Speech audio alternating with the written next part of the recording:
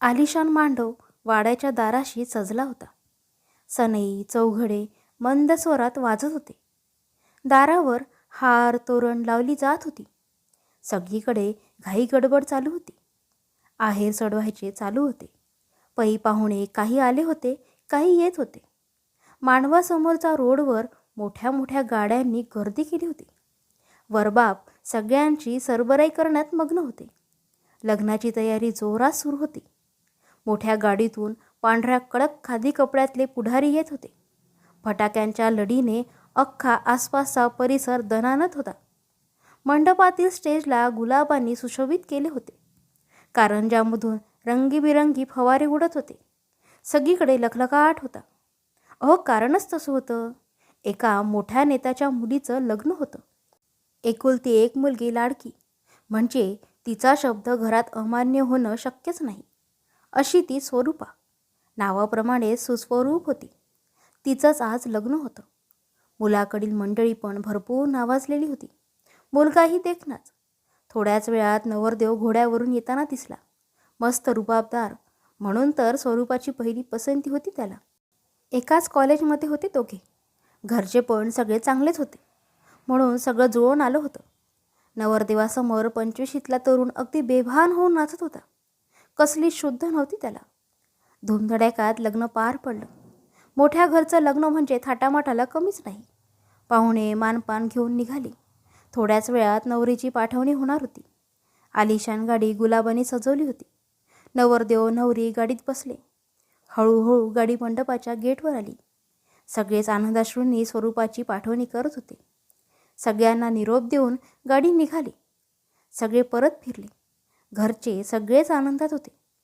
घरी सगळं शांत वाटत होतं. नवरीला पाठवणी करून तासभर झाले असतील. तोवर फोन वाजला. नोकराने फोन उचलला, पण कानाला लावून तसाच उभा होता.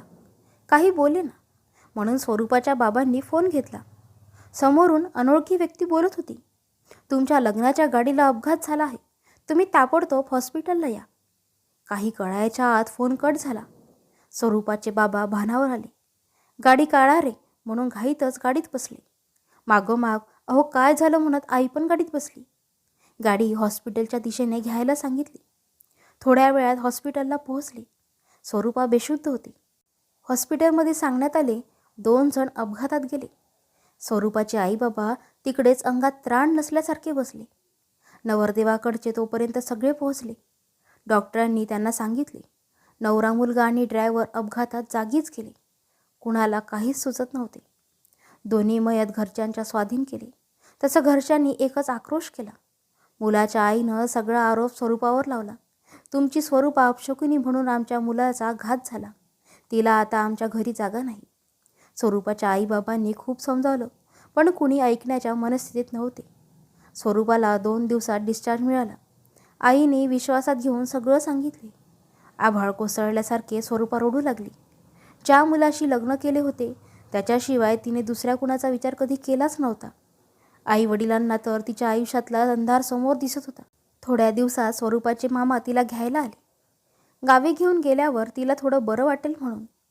कॉलेजमध्ये असताना पण स्वरूपा मामाकडे सुट्टीत जात असे. तिला गावाकडचं सगळं खूप आवडायचं, म्हणून तिला मामा घ्यायला आले. त्याच गावात लग्ना अगोदर सुट्टीत स्वरूपा बऱ्याच दिवसासाठी गेली होती. तेव्हा गाव होतंच तसं, म्हणजे अगदी रमणीय ठिकाण. मामा पण राजकारणी होता, घराणा सुशिक्षित. तेव्हा स्वरूपा गावी फिरायला गेली होती मामाकडे. मामाकडे एक तरुण यायचा. कुणाच्या गावचं काही पण समस्या असल्या की मामाच्या मदतीने त्या सोडवत असे. त्यामुळे स्वरूपा आणि त्या तरुणाची चांगली ओळख झाली. सारंग त्याचे नाव होते. त्याचे वडील बऱ्याच वर्षांपूर्वी वारले होते. आई आणि तो असे दोघेच. वय 25. रंगानं सावळा. घरी चांगली बागायत जमीन होती. तोही पदवीधर होता, पण समाजसेवेचं वेड असल्यामुळे नोकरी कधी विचार केला नाही. घरची शेती करायची, गावच्या समस्या सोडवायच्या, गावातील अडलेनडलेची कामं करून द्यायची. सगळ्या गावाचा तो लाडका होता. सारंगला सगळे प्रेमाने रंगाच म्हणत. स्वरूपाची रंगाशी ओळख झाली. गावातील रम्य ठिकाण दाखवणे, फेरफटका स्वरूपाचा रंगासोबतच होई.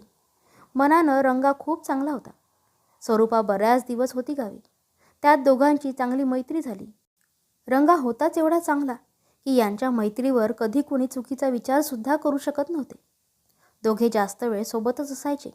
नदीवर, शेतावर स्वरूपा रंगासोबत जायची. पवित्र मैत्री होती त्यांची. पण नंतर नंतर रंगाला तिच्याबद्दल वेगळं काहीतरी वाटू लागलं. हे प्रेम तर नाही ना? रंगा स्वतःशीच विचारू लागला. असं होणं शक्य नाही. स्वरूपा शहरातील परी. मी तिच्या कोणत्याच अपेक्षेत बसणार नाही. पण मन मानायला तयार नव्हतं. एक दिवस सारंगने विचार केला, बोलून बघू तिच्या मनात काय आहे ते तरी समजेल. दुसऱ्या दिवशी दोघे फिरत फिरत नदी किनारी गेले. मनाला धीर देत रंगाने विषय काढला. स्वरूपा, तुझे प्रेम, लग्न याविषयी तुझं काय मत आहे? त्यावर स्वरूपा म्हणाली, का रे, तू कोणाच्या प्रेमात पडलास की काय? अगं तसं नाही, सहजच विचारलं. त्यावर ती हसून म्हणाली, माझ्या स्वप्नातला राजकुमार मी निवडलाय. शिकलेला, देखणा, समंजस, खूप स्मार्ट आहे रे तो. सारंगला वाटले की त्याच्याबद्दल बोलत असावी. पण नंतर ती म्हणाली, आम्ही कॉलेजमध्ये सोबतच आहोत. हे ऐकल्यावर सारंगला काय बोलावं तेच कळेना. डोळे डबडबून आले. तसाच परत फिरला. मागे स्वरूपा हाका देत होती. पण सगळं हरवल्यासारखा तो निघाला होता. त्यानंतर तो स्वरूपाला भेटलाच नाही. स्वरूपाचे लग्न जमले तेव्हा खास मित्र म्हणून स्वरूपाने स्वतः येऊन त्याला आमंत्रण दिले होते. तोही लग्नाला गेला. तोच जो नवरदेवापुढे बेभान होऊन नाचत होता. पण लग्न लागले तसा तो निघून आलेला. पुढे स्वरूपाच्या आयुष्यात काय झाले याची कल्पनासुद्धा नव्हती त्याला. मामाकडे जाऊन राहिलीस तर विसरणे शक्य नाही, पण थोडं बरं वाटेल असं सगळेच म्हणत होते. स्वरूपा मामासोबत निघाली. गावी गेल्यावर दुसऱ्या दिवशी सारंग मामाकडे कामानिमित्त आला. त्याला स्वरूपा दिसली. तू इथे कशी? तुझं तर लग्न होऊन काहीच दिवस झालेत ना मग? ती काहीच बोलत नव्हती. नंतर मामाने सारंगला सगळी हकीकत सांगितली. स्वरूपाचं काय होऊन बसलं हे रंगा खूप दुःखी झाला. पण स्वरूपाला या दुःखातून बाहेर काढणं गरजेचे आहे असं रंगा मामाला म्हणाला. त्यावर मामा म्हणाले, तू तिचा चांगला मित्र आहेस. आता तूच बघ काय करायचं ते. आता रंगा स्वरूपाला बाहेर घेऊन जाण्यासाठी रोज जाऊ लागला. बाहेर पडलीस तर थोडं मनाला बरं वाटेल. तो खूप समजवायचा. कधी कधी ती निघायची कुठेतरी त्याच्यासोबत. पण कुठेही गेलं तरी झालेल्या अपघाताचाच विषय असायचा. नवऱ्याबद्दल भरभरून बोलायची. त्याला विसरणे शक्य नाही हे खूप वेळा बोलायचे. हिच्यासाठी काय करू म्हणजे हिचं दुःख कमी होईल असं रंगाला वाटे. थोड्या दिवसात गावात चर्चा सुरू झाली. लग्नाच्या दिवशीच नवरा मेला. अपशकुनी मुलगी आहे. बरेच महिने ती गावी राहिली. बरंच मन हलकं झालं होतं सारंगच्या सहवासात. पण गावात काही बाई ऐकू येऊ लागलं तिच्याबद्दल. तिनं आईबाबांकडे जाण्याचा निर्णय घेतला. रंगानं खूप समजावलं जाऊ नकोस म्हणून, पण ती निघालीच. ती गेल्यावर सारंग मामाकडे कधीतरी येऊ लागला. आला तरी बोलत नसे. काही बोलायचं झालं तर स्वरूपाबद्दलच असायचं. गावात पण उदास राहायचा. त्याला एकच विचार असायचा, स्वरूपाच्या पुढच्या आयुष्याचा काय. एक दिवस मामाकडे स्वरूपाची चौकशी करत होता. तेवढ्यात मामा म्हणाले, सारंग, मी काही बोललो तर तुला राग नाही ना येणार? असं का विचारता मामा? बोला ना, मला नाही येणार राग. तुझी आणि स्वरूपाची खूप चांगली मैत्री आहे. तू तिची किती काळजी करायचा हे मी स्वतः पाहिले. तिच्यासाठी तू काही पण करायला तयार असायचा. पण तिचं नशीब फुटकं म्हणून तिच्या बाबतीत असं घडलं. पण मला वाटतं तिला दुःखातून तूच बाहेर काढू शकतोस. मी मी काय करू शकतो मामा, सांगा. तिचं दुःख कमी होणार असेल तर मी काहीही करायला तयार आहे. मामा म्हणाले, लग्न करशील स्वरूपाशी? अहो मामा, तुम्ही काय बोलता? तिच्या आयुष्यात काय घडलं आहे आणि मी तिला लग्नाचं बोलू? तू तयार असशील तर मी तिच्या आईबाबांशी बोलतो. ते नाही म्हणणार नाहीत. हो मामा, ते सगळं ठीक आहे. मी तयार असलो तरी स्वरूपाची मानसिकता हवी ना. आपण तिला समजावू. अख्खं आयुष्य असं कसं काढेल ती? सगळ्यांनी समजावलं तर ऐकेल ती. बरं, तुम्ही म्हणाल तर बघू प्रयत्न करून. सारंग तिथून निघाला. घरी जाऊन आईला सगळं सांगितलं. आई लग्नाला तयार नव्हती. आई म्हणाली, रंगा, तू मला एकुलता एक आणि त्यात तू विधवेशी लग्न करणार हे मी नाही होऊ देणार. मग सारंगने आईला सांगितले, मी स्वरूपावर अगोदरपासून प्रेम करतो. मग मी जिच्यावर प्रेम करतो तिच्याशी लग्न करण्यात काय चूक? आणि राहिला तिच्या लग्नाचा प्रश्न, पण आई अक्षदा पडल्याने कुणी अपवित्र किंवा अपशकुनी होत नाही ना.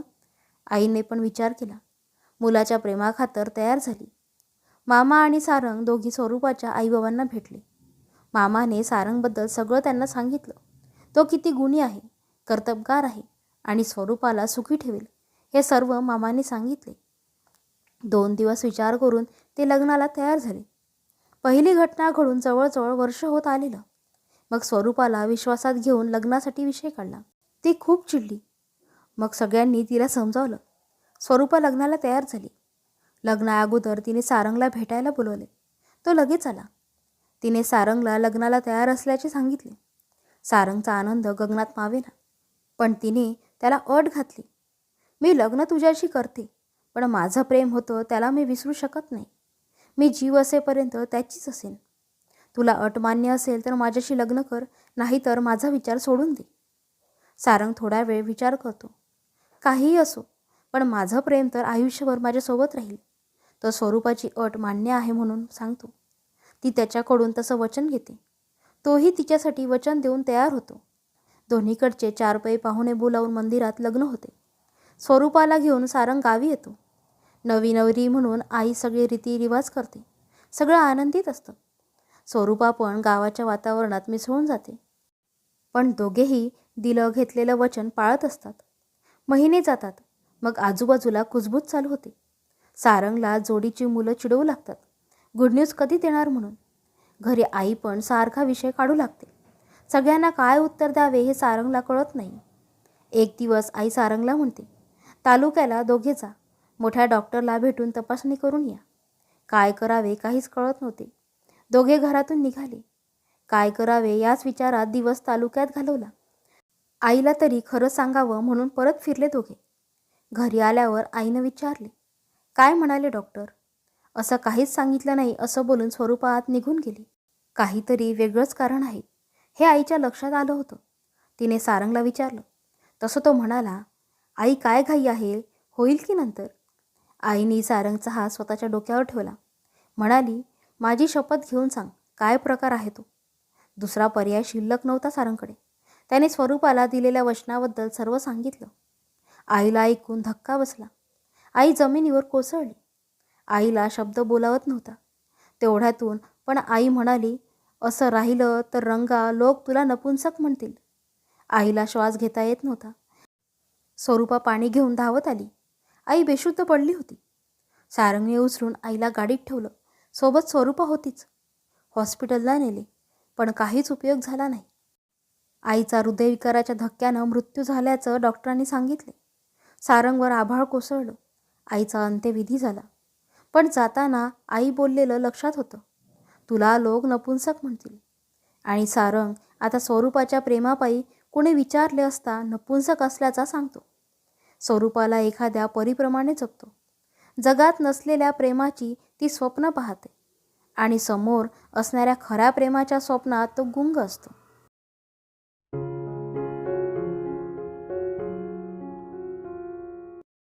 थांब ना अजून थोडा वेळ. त्याच्या पाठमोऱ्या आकृतीकडे बघत ती म्हणाली. तिला हाताला धरून अलगद उठवत तो म्हणाला, थोडा वेळ करत सूर्यास्त होत आला बघ. चल लवकर घरी पळ बघू. वाट बघत असतील सगळे. ती त्याच्या कुशीत शिरत म्हणाली, राहू दे ना असंच. तिच्या त्या बालिश विनंतीला तो नकार देऊ शकला नाही. पण त्याला स्वतःला आवरायला हवं होतं. त्याने तिला मिठीतून दूर केलं आणि नेहमीप्रमाणे घरामागच्या वाड्याकडे सोडून आज तो एकदाही मागे न वळता निघून गेला. ती मागल्या दाराने आत आली आणि सरळ माडीवर गेली. तिथे आई घाबरी घुबरी होऊन तिची वाटच बघत होती. ती येताच आईचा जीव भांड्यात पडला. अगं किती वेळ? आबांना 2 वेळा थांबवलंय मी वर येता येता. चल पटकन तयार हो. आई एवढं सांगेस्तोवर खालून आबासाहेबांची हाक वजा आज्ञा आली. सरिता, आटोपलं की नाही तुमचं? या लवकर खाली सुमेधाला घेऊन. पाहुणे मंडळी खोळंबलीत. मुहूर्ताची वेळ टळून चालली. हो हो आलेच. आईने त्यांच्या हाकेला प्रतिसाद दिला आणि पटकन सुमेधाला तयार केलं आणि खाली हळदीच्या मांडवात घेऊन आल्या. तिला अविनाशची उष्टी हळद लागली. सुमी यंत्रवत खोटं हसू घेऊन नवरी म्हणून सजून बसली होती. एक एक विधी पार पडत होता. तेवढ्यात तिथे अंगणाच्या कोपऱ्यात तिला हालचाल जाणवली. इतक्या लग्नाच्या धामधुमीत फक्त तिलाच तिथं त्याचं अस्तित्व जाणवलं. तिने मान वर केली आणि लहानपणी तिने हौशीने लावलेल्या बहरलेल्या रातराणीच्या झाडाशेजारी उभ्या असलेल्या त्याच्या नजरेला थेट नजर भिडली. तिच्या डोळ्यात केविलवाणी आरजू होती, तर त्याची नजर तितकीच थंड होती. एरवी अशावेळी तिला हळूवार कुशीत घेऊन समजावणारा तो आज तिला डोळ्यांनीच धीर देत होता. इथे सगळे विधी झाल्यावर ओटी भरण्याचा कार्यक्रम सुरू झाला आणि तिच्या डोळ्यासमोर झालेल्या बायकांच्या गर्दीत तो तिच्या डोळ्याआड झाला तो कायमचाच. हळदीचा कार्यक्रम आटोपल्यानंतर दुसऱ्या दिवशी लग्न मंडपात न्यायच्या सामानाची, नवरीच्या साज शृंगाराचं सामान वेगळं ठेवण्याची, त्यात तिचं सासरी पाठवायचं सामान, या साऱ्याची बांधाबांध करता करता तशी अर्धी रात्र सरलीच होती. घरच्यांसहित पाहुणे मंडळीसुद्धा कामात व्यस्त होती. सगळे खुश होते. बोलण्याचा आवाज, हास्य फवारे सुमीच्या वरच्या खोलीपर्यंत पोहोचत होते. पण खोलीत मात्र भयान शांतता होती आणि काळाकुट्ट दाट अंधार, पण समोर असलेल्या त्या एकमेव खिडकीतून येणारी चंद्रकिरणं अंधाराचा भेद करीत खोलीत शिरत होती. त्यामुळे जरा कुठे खोली उजळू पाहत होती तोच सुमेधाने पडदा ओढून पुन्हा खोलीत अंधार केला. तेवढ्यात जिन्यात पावलं वाजली, कांकण देखील किणकिणली. यावेळी कोण? आई किंवा वहिनी असेल. मी झोपली की नाही ते पाहायला आली असेल, असा विचार करत सुमी लगबगीने येऊन पलंगावर पहुडली आणि तिने पांघरून डोक्यावर ओढून घेतलं. खोलीचं दार उघडून कोणतरी आत डोकावलं. आई, वंस झोपल्या, वहिनीचा आवाज सुमीच्या कानावर पडला. पाठोपाठ दार ढकलण्याचाही आवाज आला. सुमेधाला वाटलं वहिनी निघून गेली, म्हणून तिने डोक्यावरचं पांघरून दूर सारलं. तर समोर आई आणि वहिनी दोघी तिच्याकडे भरल्या डोळ्यांनी बघत उभ्या होत्या. वहिनी बाजूला येऊन बसली आणि आई उशाशी. सुमीने अलगद आईच्या मांडीवर डोकं ठेवलं. वहिनी तिच्या चेहऱ्यावरून हात फिरवत उद्गारली, माफ कर बाळा, तुझं प्रेम नाही मिळवून देऊ शकलो आम्ही, पण प्रयत्न करत होतो ग दोघी. वहिनी, तुम्ही तुमच्या परीने सारं केलं. आता प्रयत्नांचा काळ सरला, झालं गेलं विसरून जा सारं. ती तितक्यात शांततेत म्हणाली. शेवटचं रडून घे. आई केविलवाण्या नजरेनं तिच्याकडे बघत म्हणाली. नाही ग आई, रडायचं तोवर रडले, आता नाही रडू येत. असो, आणि म्हटलं ना मी विसरा मागचं सगळं. चला, सकाळी लवकर उठायचंय आणि हसा आता, लग्न आहे उद्या माझं. हे सांगताना तिची नजर निर्विकार होती आणि आवाज खोल गेला होता. आता यावर बोलणार तरी काय? त्या दोघी निमूट तिथून उठून निघून गेल्या. लग्न झालं. सूर्य अस्ताला चालला होता. लग्न समारंभ आटपून सगळ्यांचा निरोप घेऊन आज वऱ्हाडी मंडळी अविनाशच्या गावी त्यांच्या घरी राहणार होती आणि काही दिवसांनी मग अविनाश आणि सुमेधा मुंबईला निघणार होते. मग या गावाशी माणसांशी संबंध संपला, तोही कदाचित कायमचाच. जाता जाता सगळे काही बाई सांगत होते. आई पोरीला सांभाळा म्हणत रडत होती. वहिनी जप जीवाला म्हणत होती. दादाला या दोघींना आवरता आवरता पुरेवाट झाली होती आणि बाबा ते दूर उभे राहून आसव टिपत होते. पण गाडी वळसा घेईपर्यंत तिची नजर मात्र त्या वडामागे उभ्या असलेल्या त्याच्यावर खेळली होती. गाडी वळण घेऊन मुख्य रस्त्याला लागली आणि गाडीत तिच्या नंदेची थट्टा मस्करी सुरू झाली. तीही त्याला वरवर प्रतिसाद देत होती, पण मन मात्र अलगद त्याच्या ओंजळीत ठेवून आली होती. नुसत्या शरीराने ती त्यांच्यात वावरत होती. शेवटी सगळे विधी व्यवस्थित पार पडले आणि अविनाशबरोबर ती मुंबईला आली. आठवडाभर सगळं लावत सेट करत वेळ गेला. हळूहळू स्थिर सावर झालं. अशीच एका रात्री ती बेडरूममध्ये आली. अविनाश शांत झोपला होता. खिडकीतून चंद्रप्रकाश त्याच्या चेहऱ्यावर पडत होता. निरागस भाव त्याच्या तोंडावर पसरला होता. तिने क्षणभर त्याला न्याहाळलं आणि ती रूमला लागून असलेल्या बाल्कनीमध्ये उभी राहिली. खाली रस्त्यावर गाड्यांची ये-जा सुरू होती. रस्त्यालगतचे दिवे चकाकत होते. मंद वाऱ्याच्या झुळुकतेने पडदे हलत होते. दूर दूरपर्यंत मुंबई नगरी लकाकत होती. पण तिच्या पुढे मात्र तरळत होता भूतकाळ, अगदी काल परवा घडून गेल्यासारखा. सुमेधा सर्जेराव शिर्के, डोरली गावचे सर्वेसर्वा सर्जेराव शिर्क्यांची लेक. सरिताबाई आणि सर्जेरावांचं धाकलं कन्यारत्न.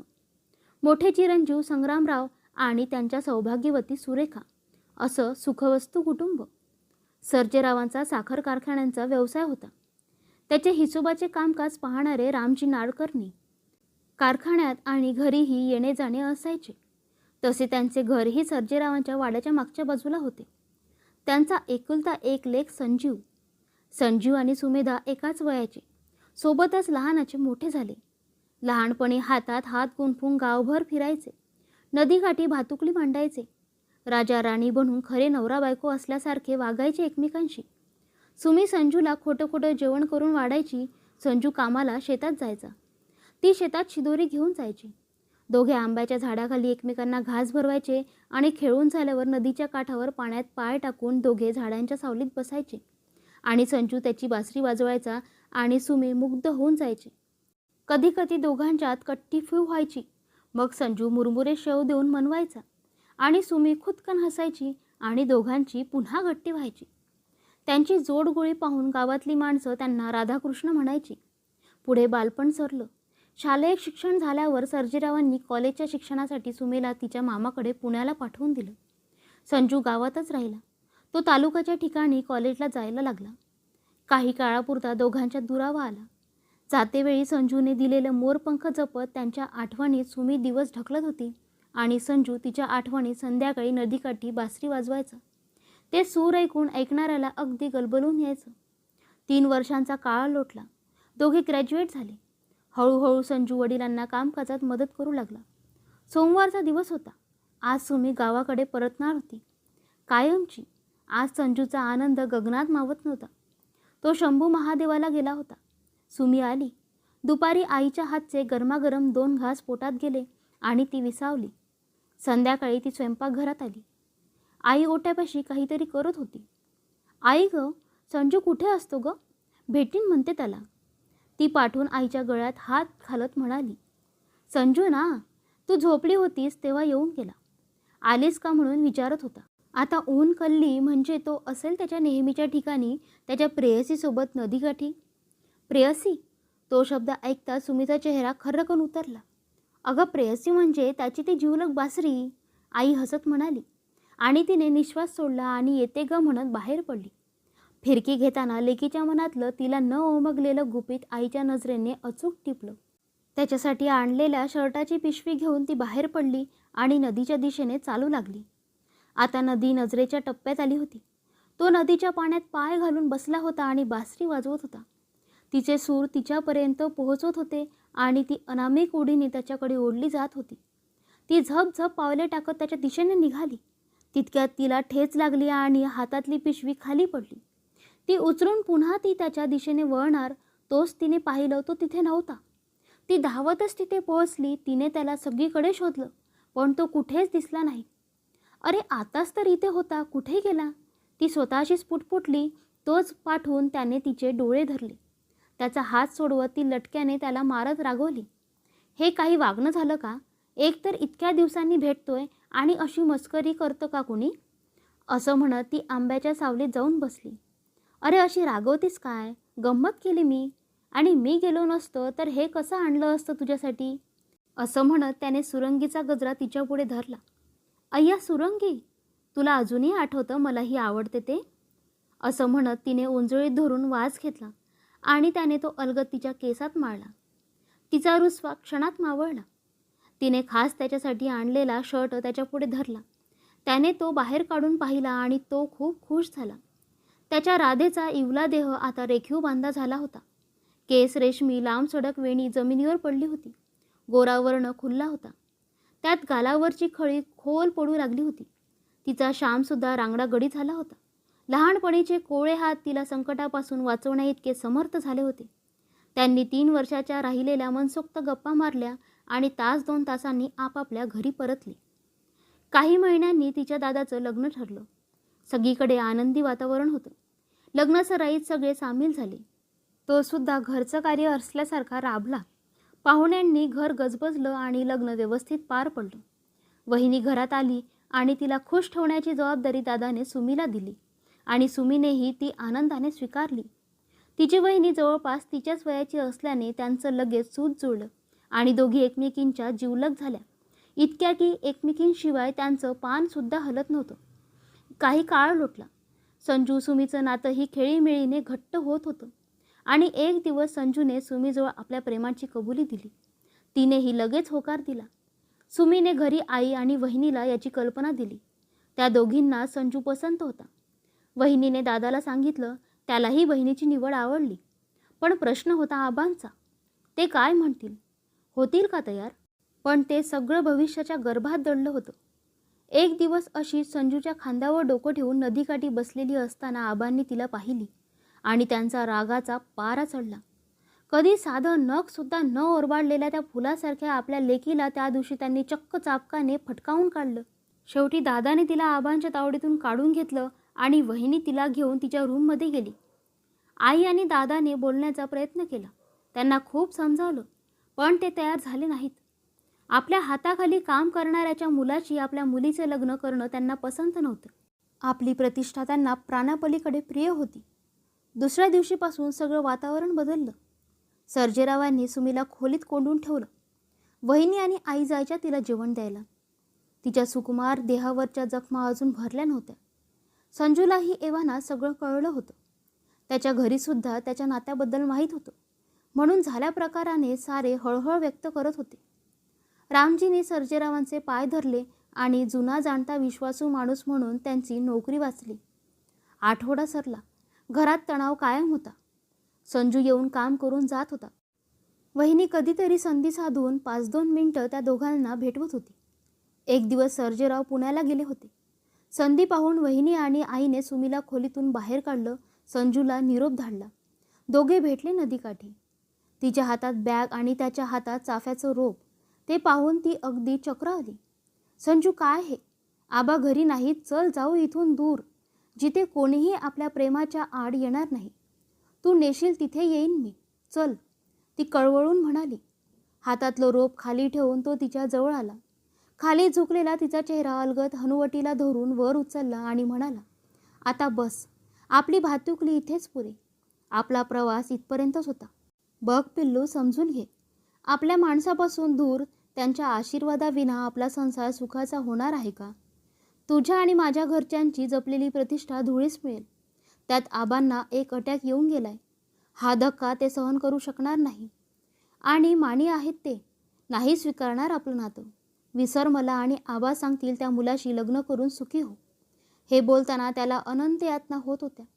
माझी एक शेवटची मागणी ऐकशील?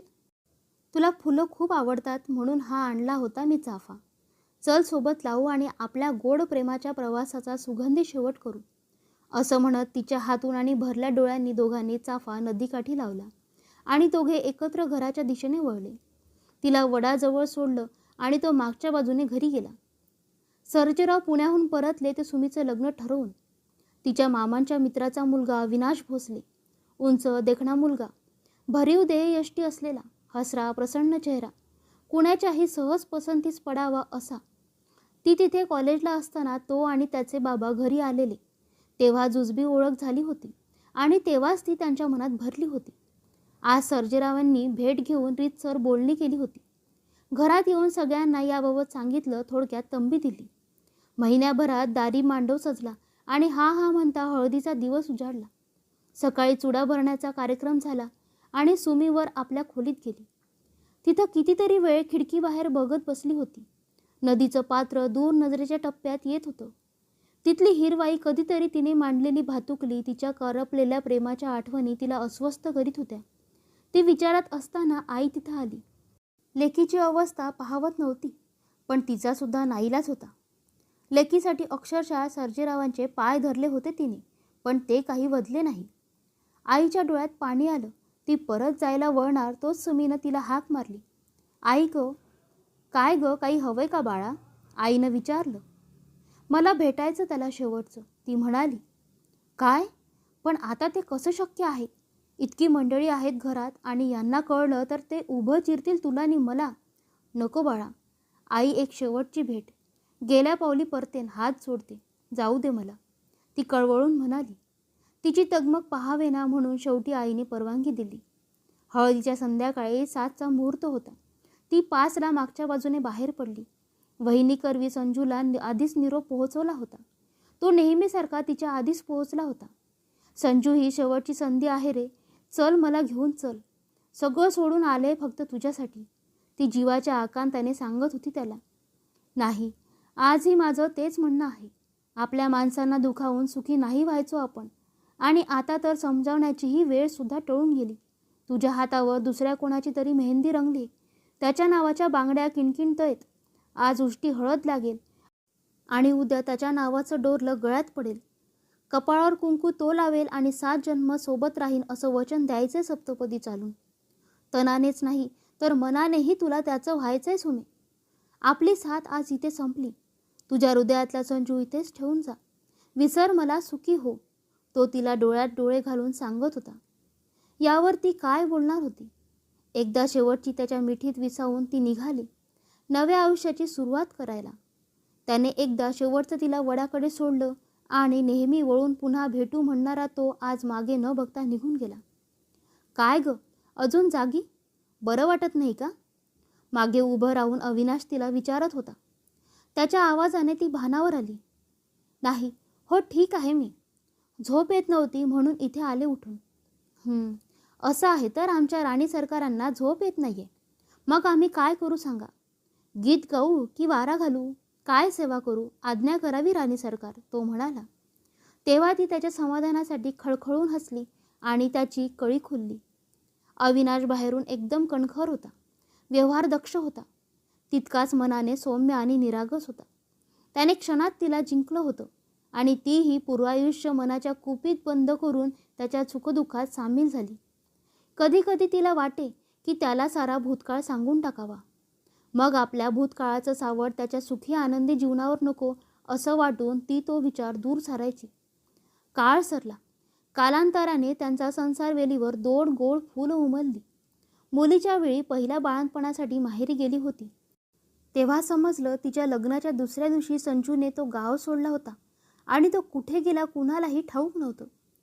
त्याचे बाबा अजूनही त्यांच्या घरीच काम करीत होते. आई बिचारी त्याच्या येण्याकडे डोळे लावून बसली होती. पुन्हा तिच्या जीवनात खळबळ उडाली. कुठे गेला असेल? त्याने जीवाचं काही बरं वाईट तर करून घेतलं नसेल ना? एक ना हजार प्रश्न तिच्या मनात उमटले, पण ते पुसून टाकण्यापलीकडे ती काय करू शकत होती? तिच्या मुलीचा जन्म झाला. त्यानंतर 3 महिने राहून ती मुंबईला परतली. मुलाच्या वेळी तर सासूबाई मुंबईला येऊन राहिल्या. त्यानंतर मुलांसोबत कधीतरी सुट्टीत तिथे जाण्याचा योग येत असे. पण मुलं मोठी झाल्यावर अविनाश त्यांना सोडून यायचा. त्यानंतर तिचं तिथं जाणं जवळजवळ बंदच झालं. नवऱ्याचं ऑफिस, मुलांची शाळा, कॉलेज या सगळ्या संसाराच्या व्यापात ती पुरती गुरफटली. संसाराचा गाडा हाकता हाकता कधी 25 वर्ष सरली कळलंच नाही. तारुण्य सरलं. केसांत वृद्धत्वाच्या चंदेरी खुणा उमटू लागल्या. चेहऱ्यावर 4-2 चुकार सुरकुत्याही दिसू लागल्या. 2 वर्षांपूर्वी मुलीचं लग्न झालं आणि आठवड्याभरापूर्वीच मुलाचे सुद्धा 2चे 4 हात केले. सगळ्या विधी आटपून मुलगा आणि सून सकाळीच हनीमूनला गेले. घरात अविनाश आणि सुमेधा दोघेच होते. दुपारचं जेवण आटपून अविनाश रूममध्ये वर्तमानपत्र वाचत होता. सुमेधा स्वयंपाकघरातलं काम आटपून आली. अहो ऐका ना, मला बोलायचंय तुमच्याशी, ती धीर गोळा करत म्हणाली. हो बोल ना, पेपर बाजूला टाकत म्हणाला. आधी वचन द्या, मी जे काही सांगेल ते शांतपणे ऐकून घ्याल आणि माझी साथ नाही सोडणार, प्लीज. मी घाबरून म्हणाली. असं काय सांगणार आहेस? नाही सोडणार तुझी साथ, वचन देतो. तिचा हात हातात घेत तो म्हणाला. तिला थोडासा धीर आला आणि तिने सारा वृत्तांत त्याला कथन केला. त्याने थंडपणे सारं ऐकून घेतलं. काही क्षण तिथे शांतता पसरली. तिच्या गालावरून अश्रू खाली ओघळणार तोच त्याने हाताने अलगद तो टिपला आणि मंद हसत म्हणाला. हे बघ सुमेधा, ज्या क्षणी माझ्या हातात विश्वासाने हात दिलास त्या क्षणी तू माझी झालीस आणि माझा तुझ्यावर पूर्ण विश्वास आहे. जे घडलं त्यात तुझा किंवा संजूचा कुणाचाही दोष नव्हता. ती परिस्थिती तशी होती. लग्न झाल्यापासून ते आजपर्यंत तू माझ्याशी निष्ठेने वागलीस, माझा संसार फुलवलास. जरी तुमच्याविषयी हे मला लग्नाच्या पहिल्या रात्री सांगितलं असतंस तरी मी तुला माझी अर्धांगिनी म्हणून स्वीकारलं असतं आणि लग्नाच्या काही काळाआधी कळलं असतं तर कदाचित मीच तुझ्या वडिलांना समजावून तुम्हाला एकत्र आणलं असतं. पण असो, जे घडून गेलं त्याबद्दल चर्चा करण्यात काही फायदा नाही. तर मी तुला सांगू इच्छितो, माझ्या मनात तुझ्याबद्दल कोणतीही अडी नाही. त्यामुळे झालं गेलं विसरून जा आणि खुश राहा. आज खूप हलकं वाटतंय. माझी एक इच्छा आहे, सांगू का? ती त्याच्या मिठीत विसावत म्हणाली. हो बोल ना, तो म्हणाला. मला एकदा संजूला भेटायचं आहे. पण जर तुमची परवानगी असेल तरच, ती दबकत म्हणाली. अरे हो हो, त्यात परवानगी कसली? आणि मला सुद्धा पाहायचं आहे त्याला, ज्याच्या समजवण्यामुळे माझी राणी मला भेटली. अगं पण तू तर म्हणालीस की आपल्या लग्नाच्या दुसऱ्या दिवशी त्याने गाव सोडलं म्हणून. मग आता कुठे भेटेल तो आपल्याला? तो उत्साहाने म्हणाला. अहो काही दिवसांपूर्वी वहिनीचा फोन आला होता. संजू गावी परत आलाय म्हणून. तिने सांगितलं. ठीक, तर मग उद्याच निघू. जा तयारी कर, तो म्हणाला. ती संध्याकाळ तशीच सरली. दुसऱ्या दिवशी दुपारी 12ला जेवण करून निघाले. 4 तासांचा प्रवास करून गावात पोहोचले तेव्हा संध्याकाळचे 4 वाजले होते. गाव बरंच बदललं होतं. नदीच्या वरच्या बाजूने जाणाऱ्या पायवाटाचे रूपांतर पक्क्या रस्त्यात झाले होते. नदीच्या काठावरची हिरवळ अजूनही टिकून होती.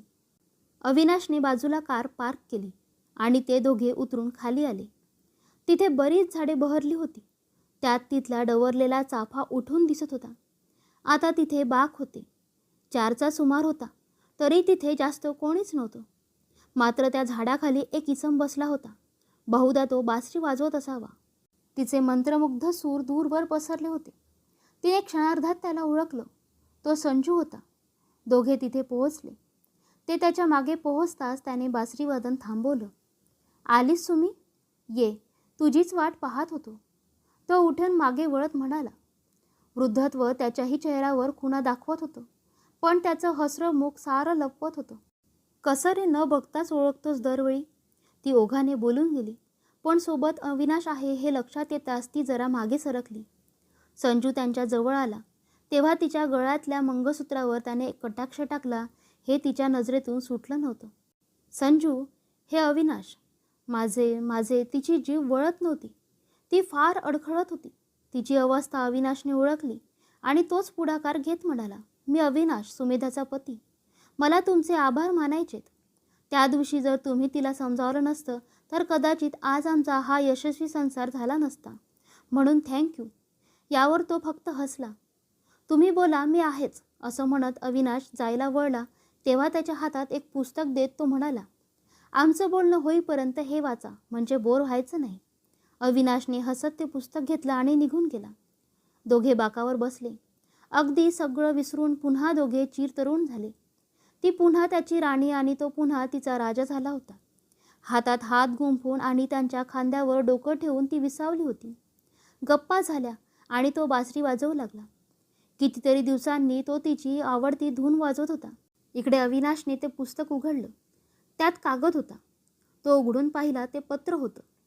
संजूने अविनाशसाठी ठेवलेलं. तो वाचू लागला. अविनाश, नमस्कार, मी संजू. माझ्याबद्दल सुमीने तुम्हाला सगळं सांगितलंच असेल. कधी काळी आम्ही सोबत मांडलेली भातुकली सत्यात उतरवण्याची स्वप्न पाहिली होती, पण ते काही होऊ शकलं नाही. पण तुम्ही माझ्या प्रेमाला सांभाळलं. तिला माझ्यापेक्षा कित्येक पटीने जास्त प्रेम सुख दिलं. त्याबद्दल तुमचे खूप खूप आभार. सुमीसुद्धा समोरच्या व्यक्तीला प्राणापलीकडे जपते. तिनेही निष्ठेने तुमच्याशी संसार केला. या जन्मी काळजावर दगड ठेवून माझ्या राणीचा हात मी तुमच्या हाती दिला होता, पण पुढच्या जन्मी मात्र माझी सुमी फक्त माझी असेल. तोवर तिची काळजी घ्या. येतो. संजू. हे वाचून काहीतरी अनिष्ट घडेल असं वाटून अविनाश गाडीतून उतरून धावत त्यांच्या जवळ आला, पण तिथे तसं काहीच नव्हतं. त्याला पाहून सुमी बावरून संजूपासून दूर झाली. अहो साहेब, थोडा वेळसुद्धा विरह सहन होत नाही होय? जा जा, तुमच्या बायकोला घेऊन जा. आपल्या शेवटच्या भेटीची वेळ संपली सुमे. जा प्रिये, दिल्या घरी तू सुखी राहा, संजू म्हणाला. ते दोघे भरल्या डोळ्यांनी वळले. तोच मागून त्याचा आवाज आला. पदराआड लपवलेलं मंगळसूत्र घालून जा. तुझा हा जन्म त्याच्या नावे आहे. तिने मागे वळून पाहिलं तेव्हा तो हसत बाकावर लवंडला होता आणि तोंडातून फेस येत होता. ती त्याच्या दिशेने धावणार इतक्यात तो होती नव्हती शक्ती एकवटून ओरडला. मागे फिर सुमे, आपली भेटीची वेळ संपली. अविनाश, घेऊन जा तिला. जा लवकर, निघा. आजवर त्याचा प्रत्येक शब्द पाळला होता तिने. हा तरी कसा मोडणार होती? ती मागे फिरली. जाता जाता तिच्या कानी शब्द पडले. योग्य वेळी हाकेला धावून आलास मित्रा, तुझे आभार. अविनाशने तिला गाडीत बसवून पाणी दिलं आणि ती शांत झाली. तशी गाडी तिच्या माहेरच्या घराच्या दिशेने वळवली. वहिनी आणि दादा घरीच होते. त्यांचा लेक आणि सुनबाई शेतावर गेले होते आणि आई देवळावर, तर आबा गावात फेरफटका मारायला गेले होते. जरा इकडच्या तिकडच्या गप्पा करत सगळे ओसीवर बसले होते. इतक्यात वाड्यावर काम करणारा धोंडू गडी आला. दादा, संजू दादा गेले जी. हे ऐकून अविनाश सुमेधाच्या पोटात धस्स झालं. दोघांनी एकमेकांकडे पाहिलं. त्याने तिला शांत राहण्याची खूण केली. अरे, केव्हा घडलं हे? कशानं गेला? दादाने त्याला विचारलं. कवा गेले ते काय माहीत नाही जी. तो चाफावरचा नाग डसला त्यासने. झाडाखालच्या बाकावर निपचित पडले होते. एवढं सांगून तो आपल्या मार्गाने गेला. अगं ऐकलंस का, मी जाऊन येतो. सुमे बस तू, आलोच मी, असं म्हणत दादा त्याच्या मागोमाग गेला. रोज त्यांच्या बासरीवर डुलणारा नाग नेमका आज त्यांना कसा काय डसला काही कळेना. शेवटी सापाची जात ती. वहिनी आज जाता जाता म्हणाली आणि तिला संजूचे शेवटचे शब्द आठवले. योग्य वेळी हाकेला धावून आलास मित्रा. मैत्रिणींनो, आजची भावनिक कथा तुम्हाला आवडली असल्यास कृपया लाईक करा, शेअर करा आणि चॅनलवर नवीन असाल तर अशाच कथा नेहमी ऐकण्यासाठी चॅनलला नक्की सबस्क्राईब करा. धन्यवाद.